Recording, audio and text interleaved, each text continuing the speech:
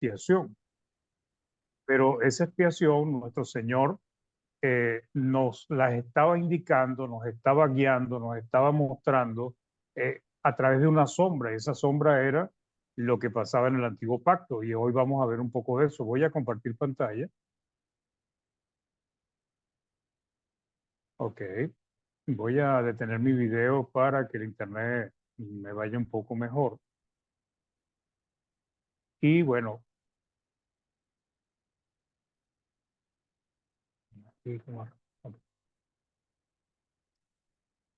bien, como ven ahí, el título de la lección es Yom Kippur, o sea, pronunciado no en hebreo, sino en nuestro castellano, pues en nuestro español, el día de la expiación. ¿Ok? Es la segunda lección de la expiación. Entonces, ¿qué es la expiación? La semana pasada estuvimos hablando de eso y tocamos varios puntos sobre eso, pero vamos a repasarlo un poco para entonces ir al día de la expiación o lo que ellos, los judíos, llamaban Yom Kippur. ¿Ok? La expiación no es un concepto único de la Biblia. Culturas, civilizaciones muy antiguas, hermanos, muy antiguas, han practicado el sacrificio de seres humanos, de animales, de objetos inclusive, como entrega, como ofrenda, y su propósito es buscar el favor. En el caso de todas estas naciones paganas, era buscar el favor de sus dioses. ¿Ok? Fue una práctica religiosa muy común, muy común. Y el propósito de la expiación, cuando estos pueblos hacían estos sacrificios para sus dioses, ellos lo que buscaban era aplacar el castigo, la ira que venía sobre el pueblo por alguna razón, según lo que ellos entendían. Y también buscar, en algunos casos, el favor de sus dioses cuando había sequía, cuando había inundaciones, cuando habían pestes. Siempre, de alguna manera, ellos creían que haciendo un sacrificio traerían un tiempo de bonanza de parte de su Señor. Pues entonces, ese es el propósito, en principio, es aplacar la ira de un Dios ofendido, pues, ¿ok? Un Dios que ha sido irrespetado y que ha traído castigo de alguna manera sobre su pueblo. Por ejemplo, eh, muchas civilizaciones, la griega, azteca, maya, inca, olmeca, celta, que es muy antigua, tuvieron sacrificios. Y eso, precisamente el objeto central de la expiación, mis hermanos, es la eliminación de la culpa, pero la eliminación de la culpa a través de otra vida. Recordemos que el culpable debería ser el que muere, pero sin embargo la expiación tiene como un propósito que muera un ser que no tiene nada que ver con la culpa, muera en sustitución de otra persona. Entonces, este animal o muere esta persona, el culpable queda absuelto de cualquier castigo y trae el favor de Dios. ¿Ok? Entonces, este es el proceso que realmente vemos en la Biblia también. ¿Ok? Muchos piensan que Dios es Dios de amor. Eso lo piensan las religiones del mundo. Y también nosotros los cristianos, porque eso es lo que enseña la palabra.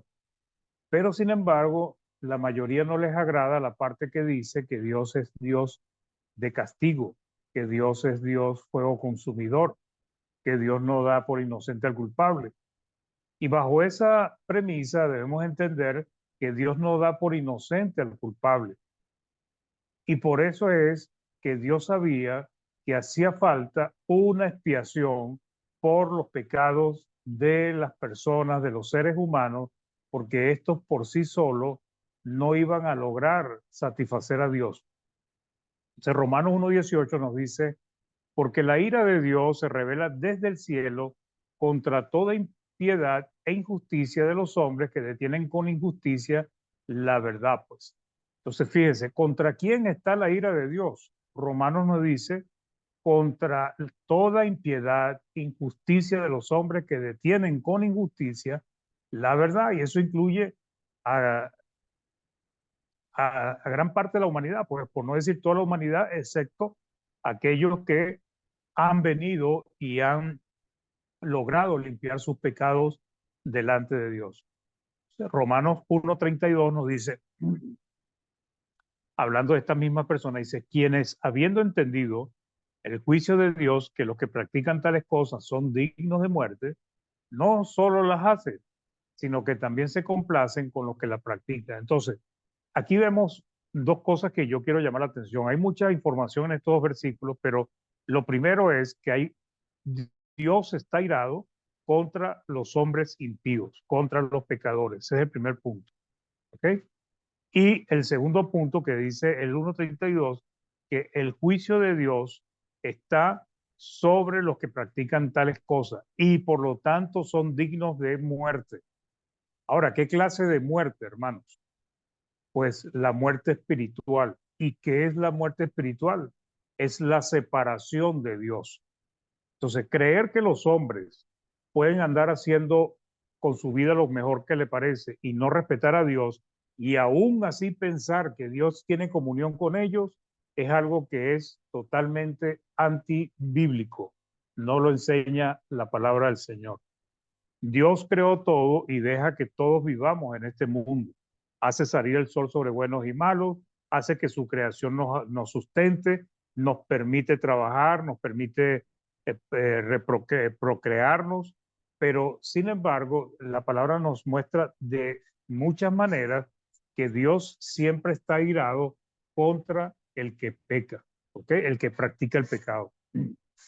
Números 14:18 dice, Jehová tardo para la ira y grande misericordia, que perdona la iniquidad y la rebelión, dice, la perdona, pero ¿qué dice adicional? Aunque de ningún modo, no hay manera, hermano, tendrá por inocente al culpable, que visita la maldad de los padres sobre los hijos hasta los terceros y hasta los cuartos generaciones.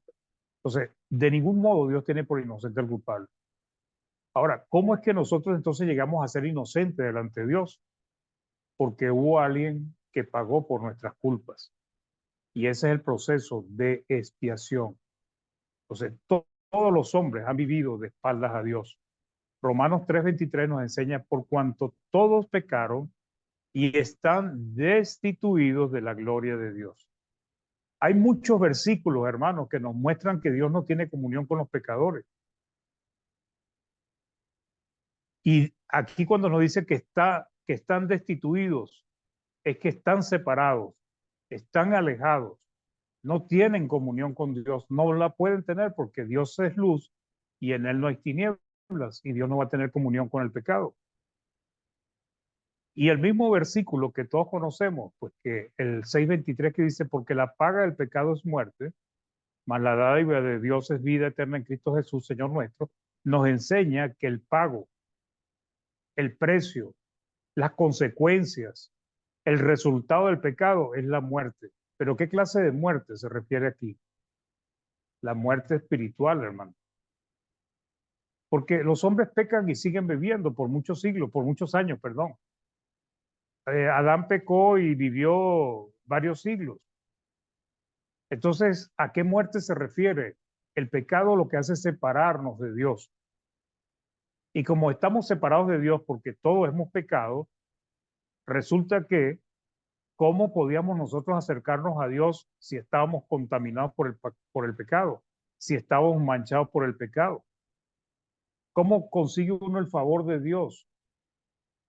Bueno, ese proceso que hizo que nosotros pudiéramos conseguir el favor de Dios es la expiación, ¿ok? Y esa expiación es algo que Dios nos fue mostrando o le fue mostrando al pueblo de Israel desde la antigüedad. Salmo 7:11 dice, Dios es justo, perdón, Dios es juez justo y Dios, fíjense lo que dice acá, vuelve a repetir, está airado contra el impío.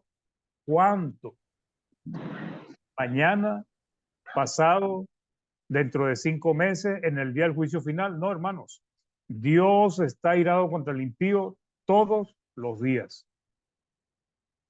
La única manera que Dios deje de estar airado contra el impío es que el impío se vuelva de sus malos caminos. ¿Ok? Entonces, Dios está airado contra el impío todos los días. Salmo 11:5 dice, Jehová prueba al justo, pero al malo y al que ama la violencia, su alma los aborrece. ¿Y quiénes son los malos, hermano? Los malos son aquellos que no obedecen a Dios. Entonces, el alma de Dios, el mismo Dios, aborrece a aquellos que hacen lo malo. Entonces, bajo esta escena, esta visión que les estoy dando, lo que nos muestra es que Dios está airado contra los hombres, contra todos los hombres, excepto con aquellos que han logrado reconciliarse con Dios. Por eso es que Dios, sabiendo que ninguno de nosotros podíamos por sí solos hacer algo, hacer alguna obra, hacerse un sacrificio, ni siquiera nuestra vida, si hubiésemos dado nuestra vida en sacrificio a Dios para tratar de reconciliarnos con Él sin la obediencia a la palabra, nuestra vida no servía de nada, porque la paga del pecado es la muerte. Entonces, en función de esto fue necesario la expiación, hermano. Y Dios se la enseñó al pueblo de Israel. ¿Ok? Fue una sombra, no fue la expiación final. Recordemos que el antiguo pacto es sombra, tipo, imagen, pero una imagen borrosa, una imagen imperfecta de lo verdadero, pues. Entonces, en función de eso, lo primero es qué es expiación. ¿Ok? El prefijo es significa fuera de. O sea, es significa fuera de o de. Por lo que la expiación tiene que ver con eliminar algo o quitar algo. ¿Ok? Entonces, ese es el concepto que viene mostrando la expiación. La expiación significa eliminar o quitar algo. Ahora, en términos bíblicos, tiene que ver con quitar la culpa. ¿Pero la culpa de quién? De los pecadores, mediante el pago de una sanción. ¿Ok? O mediante la ofrenda de un sacrificio. Ahora, fíjense ustedes, ese pago de una sanción, no había nada que pudiera justificarnos delante de Dios. Entonces fue necesaria una ofrenda, un sacrificio. Entonces, la expiación es el acto que resulta en el cambio. Y esto es importante, porque lo que se persigue con la expiación, hermanos, es un cambio de la actitud de Dios hacia el pecador. ¿Ok?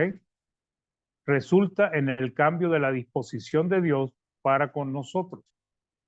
De ser enemigos de Dios, pasamos a ser amigos de Dios. ¿Ok? De ser hombres y mujeres que estábamos destinados a la condenación eterna, ahora venimos a ser herederos de la promesa. Entonces, en conjunto, la expiación y la propiciación, que es otro término importante, constituyen un acto de aplacamiento. ¿Qué significa aplacamiento? Aplacamiento quiere decir apaciguar la ira de Dios. Apaciguar la ira de Dios. Es como que alguien esté molesto con usted porque usted hizo algo malo y usted sabe que lo va a castigar o lo va a despedir o lo va a mandar preso. Y usted se acerca a esa persona y le ofrece algo para tratar de contentarlo. Y como usted no tiene, a él no le interesa, pues él no se va a contentar con lo que usted le ofrece. Pero de repente usted es amigo del hijo, pues, y usted va y habla con el hijo y el hijo va y habla con el padre y ahí el padre acepta apaciguar su ira con usted. Entonces, cuando se apacigua la ira, ahí viene la propiciación. La propiciación, hermanos, es tener el favor de Dios en este caso. Este proceso es conocido como la expiación, que permite que el pecador siga viviendo, ¿ok? Usted y yo seguimos viviendo mientras un ser inocente que no tenía culpa de nada en esto, que que no había hecho nada malo, moría en lugar nuestro. ¿Ok? Ese era el proceso de expiación. Entonces, para la expiación que Dios había organizado, que Dios había establecido, la sustitución era importante. ¿Qué significa ese? Es la parte en que alguien o algo sustituye al culpable. El culpable era el que debía morir, pero no muere porque el Dios permite que haya alguien o algo que lo sustituya, y por medio de ese alguien o ese algo, él aplaca su ira. Para que el culpable no muera, debe presentar una vida que tome su lugar. Eso es la sustitución. Esta vida no ha pecado, es una vida inocente, no tiene nada que ver con la maldad del que sustituye, pero es como Dios ha establecido las cosas. Por eso fue que al pueblo de Israel le pidió unos animales con ciertas características. Esta vida muere en vez del pecador y viene a ser como una ofrenda a Dios por la culpa. ¿Ok? Entonces, si el proceso de expiación, la víctima cumple las exigencias de Dios, entonces la ofrenda o el sacrificio es aceptable para Dios y la culpa es expiada. ¿Ok? Si la víctima o la ofrenda que se va a dar no cumple las exigencias de Dios, pues la ofrenda no es aceptada, sino que más bien lo que hace es añadir pecado sobre pecado. Por eso que ustedes ven en Malaquías como Dios regaña, reprende a los sacerdotes y al pueblo de Israel porque le llevaban lo peor, lo cojo, enfermo, manco, lo que ya estaba por morir, se lo llevaban a Dios. Le ofrecían lo peor. Entonces, esa ofrenda, ese sacrificio que ellos daban no era aceptable para Dios. La sustitución, pues, que ya vengo adelantando algo. Entonces, es interesante, hermanos, que Dios haya permitido que una vida sustituya a otra, que uno deba morir por culpa de otro. Y tiene cierta lógica, ¿verdad? Porque si Él va a perdonar el pecado del culpable, si muere el culpable por su pecado, entonces nunca podría reconciliarse con Dios. Por eso Dios permitió la sustitución. Por ejemplo, un ejemplo que no es precisamente la expiación y la sustitución que nosotros estamos estudiando hoy, pero que nos sirve para entender, es el caso de cuando Adán y Eva pecaron. Dios dio una sentencia sobre ellos, ¿ok? Ellos no perdieron la vida física de inmediato, pero sí perdieron la comunión con Dios, perdieron su santidad por causa del pecado. ¿Ok? Entonces, ¿qué pasó cuando ellos se vieron desnudos? Se avergonzaron y trataron de taparse e hicieron delantales de hoja de higuera. Pero Dios tuvo que tomar una acción. Génesis 3:20 al 21 dice, y llamó a Adán al nombre de su mujer, Eva, por cuanto ella era madre de todos los vivientes. Y Jehová Dios hizo al hombre y a su mujer túnicas de piel y lo vistió. ¿De dónde salió esas túnicas de piel, hermano? Una vida o varias vidas fueron sacrificadas para vestir a Adán y a Eva. En este momento fue que entró la muerte física al mundo como tal, pues, porque estos fueron los primeros seres que murieron, ¿ok? Los animales que Dios usó para hacerle túnicas de pieles a Adán y Eva. Entonces, el antiguo pacto y sobre todo eh, también la ley de Moisés está llena de historias de lo que es sustituir, pues, vidas que sustituyeron a otras. Por ejemplo, Abraham aprendió lo que era la sustitución, ¿ok? Cuando él fue a sacrificar su hijo y Dios le permitió que muriera un animal en vez de Isaac. Eso está en Génesis 22 del 1 al 2. Dice, aconteció después de estas cosas que probó Dios a Abraham y le dijo a Abraham, y él respondió, heme aquí. y dijo, toma ahora tu hijo, tu único, Isaac, a quien amas, y vete a tierra de Moriat, y ofrécelo allí en holocausto sobre uno de los montes que yo te diré. ¿Ok? Entonces, ¿qué le pidió Dios a Abraham? A Isaac. Dice, y ofrécelo allí en holocausto. Holocausto es un sacrificio de un ser vivo que es consumido en su totalidad, pues. Dios le pidió que matara a su hijo, pero la narración bíblica nos muestra que Dios le dio una salida, hermano. Génesis 22, del 9 al 13 dice, cuando llegaron al lugar que Dios le había dicho, edificó allí Abraham un altar y compuso la leña, y ató a Isaac su hijo y lo puso en el altar sobre la leña. Y extendió a Abraham su mano y tomó el cuchillo para degollar a su hijo. Entonces el ángel de Jehová le dio voces desde el cielo y dijo, Abraham, Abraham. Y él respondió, heme aquí. Y dijo, no extiendas tu mano sobre el muchacho, ni le hagas nada, porque ya conozco que temes a Dios por cuanto no me rehusaste tu hijo, tu único. Entonces alzó Abraham sus ojos y miró, y he aquí a su espalda un carnero trabado en un zarzal por sus cuernos. Y fue Abraham y tomó al carnero y lo ofreció en holocausto en lugar de su hijo. Entonces, ¿quién murió en vez de Isaac en este ejemplo? El carnero. ¿Qué tenía que ver el carnero con toda esta historia, hermano? Con los planes de Dios, con el hecho de que Dios le había pedido a Isaac a Abraham. No, no tenía nada, era un animal inocente que estaba comiendo y se enredó en un zarzal, pues.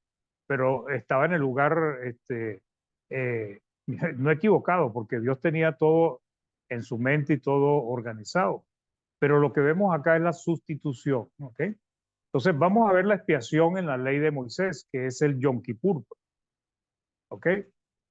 El libro de Levíticos, hermanos, en el capítulo 16 nos enseña el proceso de expiación o de la expiación, diseñado por Dios como beneficio para pasar por alto los pecados del pueblo de Israel. O sea, Dios, mediante ese sacrificio, el día de la expiación, que era una vez al año, donde el sumo sacerdote entraba una sola vez al lugar santísimo, era conocido como Yom Kippur.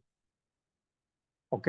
En este evento hacía falta un macho cabrío, un carnero por Aarón y su familia, hacía falta dos machos cabríos y hacía falta un carnero por el pueblo.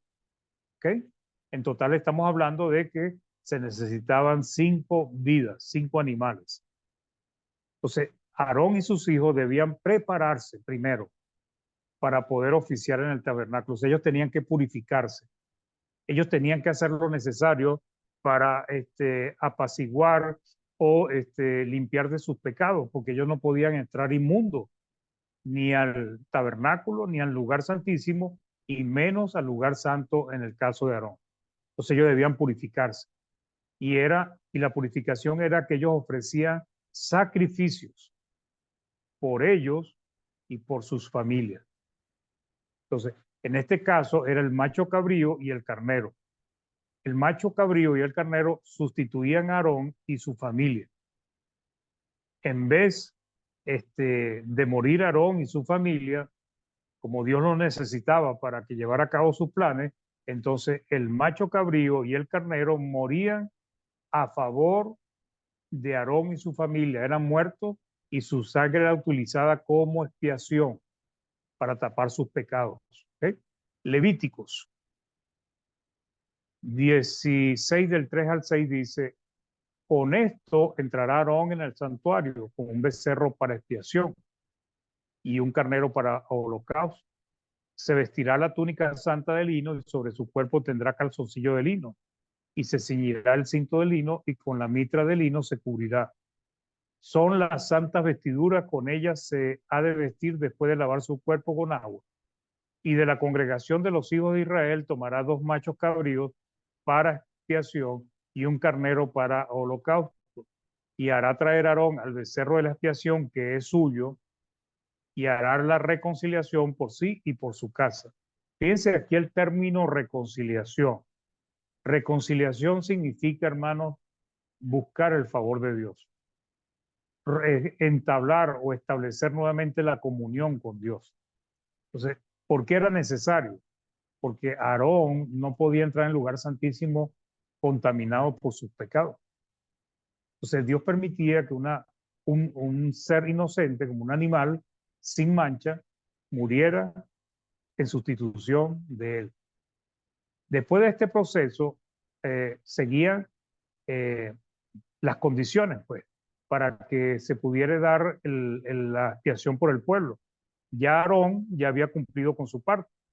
Entonces, sigue diciendo Levítico 16, del 7 al 11, después tomará los dos machos cabríos y los presentará delante de Jehová a la puerta del tabernáculo de reunión.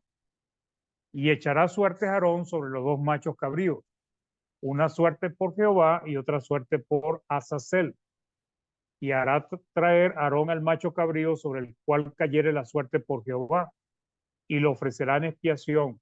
Mas el macho cabrío sobre el cual cayere la suerte por Azazel, lo presentará vivo delante de Jehová para hacer la reconciliación sobre él, para enviarlo a Azazel al desierto. Y hará traer Aarón al becerro, que era para expiación suya, y hará la reconciliación por sí, por su casa, y degollará en expiación el becerro que es suyo. Entonces, fíjense que habían dos becerros. Uno era utilizado como sacrificio para derramar su sangre bajo el altar, para regar o esparcir la sangre en los lugares que Dios pedía, y el otro lo que hacía era poner su mano sobre la cabeza de este animal, y los pecados, simbólicamente, los pecados del pueblo eran puestos sobre la cabeza de este animal y se enviaba al desierto. Es lo que ellos llaman Azazel. ¿Ok? Entonces, ese Azazel o ese animal lo que hacía era llevarse el pecado del pueblo de Israel. ¿Ok? Entonces, además de eso, ya hecho eso, entonces ellos tenían que purificar el santuario, los utensilios, por si acaso se habían contaminado. Todo debía ser purificado con la sangre de las víctimas. Todo era un proceso que Dios había exigido y que requería la vida de un ser inocente a favor de muchas vidas. Y eso es lo que es la expiación. ¿Okay? Nos sigue diciendo Levítico 16, del 14 al 16.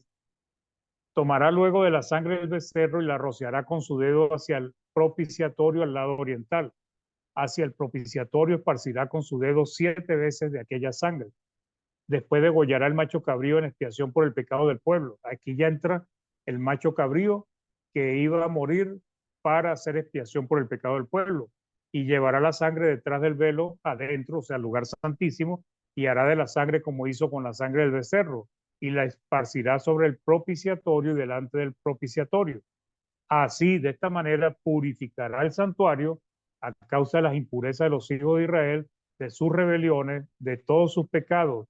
De la misma manera, también hará también al tabernáculo de reunión, el cual reside entre ellos en medio de sus impurezas. Entonces, Dios exigía todo este proceso, todos estos ritos, con el propósito de que el pueblo pudiera reconciliarse con él, que él pudiera pasar por alto los pecados del pueblo. Pero fíjense que quienes morían por los pecados de otros eran estos animalitos. Y esto estaba apuntando a Cristo, hermano. Todo esto era un simbolismo, esto era una sombra, esto era tipo del sacrificio de Cristo. Porque Cristo fue sacrificado, su sangre fue derramada. Cristo llevó nuestros pecados como lo hizo este carnero a sacer al desierto. Cristo cumplió todo eso, hermano. Y lo importante de Cristo, que no lo vamos a tocar hoy, pero me estoy como adelantando, es que él no tuvo que ofrecer sacrificio por sí mismo como lo tenía que hacer Aarón. El sacrificio que él ofreció fue a sí mismo, un cordero sin mancha, irreprensible delante de Dios. Todo esto, hermano, que estamos estudiando era el simbolismo que iba apuntando a Cristo. Todo esto, como he dicho, es una imagen difusa, una copia, borrosa, una sombra de lo que realmente eran las cosas del Señor, o lo que iba a ser más adelante. Este hermoso proceso donde morían animales inocentes, ¿verdad? Es un simbolismo, pues como dije, de la obra más grande y sublime hecha por Dios en la persona de Jesús. Tenía como fin reconciliar al hombre con Dios. ¿Ok? Hacia eso apuntaba, hermanos. Levíticos 16, el 17 al 22. Algunos de los que están aquí en la plataforma utilizó la pizarra y me puso unas cosas ahí, pero por favor no lo siga haciendo, gracias, porque si no, entonces se ve extraña la presentación. Levítico 16, 17 a 22 dice: ningún hombre estará en el tabernáculo de reunión cuando él entre a hacer la expiación en el santuario, hasta que él salga y haya hecho la expiación por sí, por su casa y por toda la congregación de Israel. Y saldrá al altar que está delante de Jehová y lo espiará. Espiar era el proceso del sacrificio, de derramar la sangre y de hacer todo lo que tenía que hacer. Y tomará la sangre del becerro y la sangre del macho cabrío y la pondrá sobre los cuernos del altar alrededor y esparcirá sobre él de la sangre con su dedo 7 veces y lo limpiará y lo santificará de las inmundicias de los hijos de Israel. Cuando hubiere acabado de espiar el santuario, el tabernáculo de reunión y el altar, hará traer el macho cabrío vivo. ¿Ok? Entonces, todo este proceso, mis hermanos, es básicamente lo que Dios quería que el pueblo de Israel hiciera, y el pueblo de Israel como tal no entendió cuál era el propósito de todo lo que Dios pedía.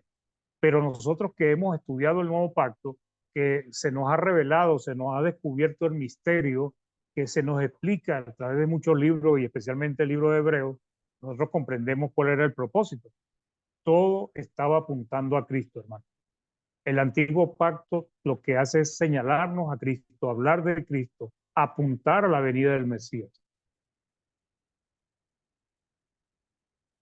21 y dice: y pondrá Aarón sus 2 manos sobre la cabeza del macho cabrío y confesará sobre él todas las iniquidades de los hijos de Israel. Fíjense todo el proceso que tenía que hacer Aarón, ¿ok? Confesar sobre el animal, sobre la cabeza del animal, todas las iniquidades de los hijos de Israel, todas sus rebeliones y todos sus pecados, poniéndolos así sobre la cabeza del macho cabrío, y lo enviará al desierto por mano de un hombre destinado para él. ¿Por qué lo enviaban al desierto, hermano? Porque al desierto se iban lejos los pecados, se perdían los pecados. Y ese es el simbolismo que nos está mostrando para el sacrificio de Cristo. Los pecados fueron echados lejos, hermano, desaparecieron, fueron borrados, ya Dios no tiene memoria de ellos. A diferencia del pueblo de Israel, que año tras año tenían que hacer memoria del pecado. Y aquel macho cabrío llevará sobre sí todas las iniquidades de ellos a tierra inhabitada, y dejará ir el macho cabrío por el desierto. Entonces, ¿qué hacía el macho cabrío? Llevarse los pecados del pueblo. ¿Qué fue lo que hizo Cristo? Llevarse los pecados del pueblo. Entonces, ¿qué hacía todo este proceso de reconciliación, de expiación, mi hermano? Pues sencillamente aplacar la molestia de Dios contra los pecados de su pueblo y favorecer la reconciliación. ¿Ok? Entonces, Levítico 16, 23 al 30 dice: después vendrá Aarón al tabernáculo de reunión y se quitará las vestiduras de lino que había vestido para entrar en el santuario y las pondrá allí, lavará luego su cuerpo con agua en el lugar del santuario, y después de ponerse sus vestidos saldrá y hará su holocausto y el holocausto del pueblo, y hará la expiación por sí, por el pueblo, y quemará en el altar la grosura del sacrificio por el pecado. El que hubiera llevado el macho cabrío a Azazel, él lavará sus vestidos, lavará también con agua su cuerpo, y después entrará en el campamento. Y sacarán fuera del campamento el becerro y el macho cabrío inmolado por el pecado, cuya sangre fue llevada al santuario para hacer la expiación. Hebreo dice que salgamos fuera, ¿ok? Que salgamos afuera, así como Cristo fue llevado afuera del templo, Cristo fue sacrificado fuera del templo, y quemarán en el fuego su piel, su carne y su estiércol. El que los quemare lavará sus vestidos y lavará también su cuerpo con agua, y después entrar en el campamento. El agua, hermanos, es un simbolismo acá de cómo nos limpiamos nosotros del pecado, cómo nos purificamos, y es a través del bautismo. Y esto tendréis por estatuto perpetuo: en el mes séptimo, a los 10 días del mes, afligiréis vuestras almas, y ninguna obra haréis, ni el natural ni el extranjero que mora entre vosotros, porque en este día se hará expiación por vosotros. ¿Y cuál es el propósito de la expiación? Y seréis limpios de todos vuestros pecados delante de Jehová. Ahora, ¿qué pasaba cuando ya el pueblo estaba limpio? ¿Qué pasa cuando ya el culpable estaba limpio porque se había hecho expiación por él a través de un animal inocente? Entonces venía la reconciliación. ¿Ok? El término propiciación, mi hermano, no aparece en el antiguo pacto, pero sí la palabra reconciliación. Sin embargo, el resultado final de la expiación es la reconciliación. Eso es todo. ¿Qué reconciliación? Pues pasar de enemigos a amigos. Pasar de estar bajo ira, ahora estar bajo la bendición de Dios. ¿Ok? Pasar de estar en condenación a ser ahora benditos del Señor. Es tener comunión con Dios. Es que Dios vuelve a escuchar nuestras oraciones. Es que Dios nos favorece. Entonces, llegamos a ser amados ahora. Antes éramos enemigos, o ahora eres amado. Y con el pueblo de Israel, ellos estaban mal con Dios, a pesar de que era el pueblo, su pueblo, pero con esto que Dios le había impuesto que hicieran, ellos limpiaban su pecado. Entonces la palabra kafar o kafar, ¿ok? Es una raíz primaria que significa cubrir, específicamente con betún. O sea, ¿te acuerdas? Como si tuviera uno pintando algo, está tapando, ¿ok? Entonces, qué es lo que hace la expiación, hermanos? Tapar. Es como si nos echaran una mano de pintura. Estamos sucios, ¿verdad? Y llegan y nos echan una mano de la sangre de Cristo, en el caso nuestro. ¿Y qué hacen? Tapan nuestros pecados. Entonces, figurativamente es expiar, condonar, aplacar o cancelar, anular, apaciguar la ira de Dios, aplacar la ira de Dios, corregir nuestros malos caminos, los caminos de lo que ellos habían hecho, evitar el castigo divino. Entonces, expiación, expiar, limpio, pacto, perdonar, que eso es lo que se logra con la expiación, el perdón, propicio, que es tener el favor de Dios, purificar, y la que es la reconciliación. Y de esa manera, a través de este sacrificio, se satisface la justicia de Dios. Levítico 16:6 dice, y hará traer a Aarón el becerro de la expiación que es suyo, y hará la reconciliación por sí y por su casa. Y en el 10 dice, mas el macho cabrío sobre el cual cayere la suerte por Azazel, lo presentará vivo delante de Jehová para hacer ¿qué? La reconciliación sobre él, para enviarlo a Azazel al desierto. Entonces, ¿qué hace la expiación, mi hermano? Tapar, cubrir. ¿Qué cubre? El pecado del pueblo de Israel, y en el caso del sacrificio de Cristo, nuestros pecados, nuestras iniquidades son quitados del medio. Ya Dios no los ve. Ya Dios ve a un pueblo limpio, y ya Dios ve a cristianos puros y santos, porque están cubiertos, se han sido tapados con la sangre de Cristo por la obediencia. Y de esa manera se aplaca la ira de Dios. Entonces, todo esto, hermanos, era una figura de un evento superior y sublime, una sombra. ¿Te han visto la sombra de una persona? No se ve los ojos, no se ve nada. Lo que se ve es algo difuso. Eso era la ley de Moisés, mi hermano. Y específicamente, en este caso, la expiación era algo, una sombra de lo que era real, de lo que era superior, de lo que era más grande. Y todo esto estaba en los planes de Dios desde antes de la fundación del mundo. Cuando, cuando Dios le pidió a Israel que hiciera todo este proceso, ya en la mente de Dios estaba en la expiación que iba a ser Cristo, su obra redentora. Cuando Dios, antes de crear a Adán y Eva, ya Dios tenía en la mente la obra de expiación que iba a ser Cristo, pues, como nos dice el libro de Pedro, Cordero sin mancha, destinado antes de la fundación del mundo. Ya Dios había decidido sacrificar a su Hijo por causa del pecado de la humanidad, para salvar a la humanidad. Hebreos 8, del 5 al 7, hermanos, hermosos versículos que hay en Hebreos. Yo los recomiendo que estudien mucho ese libro, porque es un libro que nos permite entender el antiguo pacto y comprender por qué Dios pidió muchas cosas en el antiguo pacto, dice, los cuales sirven a lo que es figura y sombra de las cosas celestiales. Figura y sombra.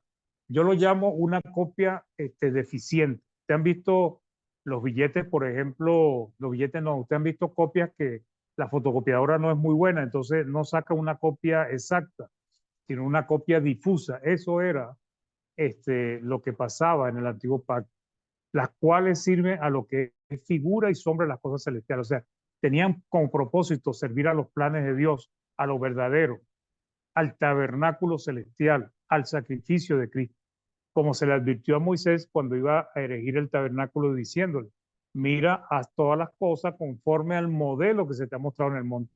La palabra modelo aquí, hermano, es tipos, o sea, de acuerdo al tipo que se te ha mostrado. Entonces, en el antiguo pacto vemos muchos tipos y en el nuevo pacto ya vemos lo que se llama antitipos, que es el cumplimiento de esos tipos. Pero ahora tanto mejor ministerio es el suyo, el de Cristo, cuando es mediador de un mejor pacto establecido sobre mejores promesas. Porque si aquel primero hubiera sido sin defecto, ciertamente no se hubiera procurado lugar para el segundo. ¿Qué quiere decir esto? El antiguo pacto era defectuoso. El antiguo pacto no traía perdón de pecado, lo que hacía era ocultar los pecados delante de Dios. El nuevo pacto los borra, los elimina. Cuando nosotros nos bautizamos, hermanos, ya esos pecados no tenemos que recordarlos más nunca. Ya Dios los borró. Entonces, es un proceso hermoso, hermanos, porque todo lo que Dios estaba pidiendo en el antiguo pacto apuntaba hacia la venida, el sacrificio, la obra redentora de nuestro Señor Jesucristo. Para concluir, en esta segunda parte abordamos la expiación tal como Dios la exigió al pueblo de Israel, entendiendo su significado y su propósito. ¿Okay? La semana próxima estudiaremos su cumplimiento final en nuestro Señor y Salvador Jesucristo.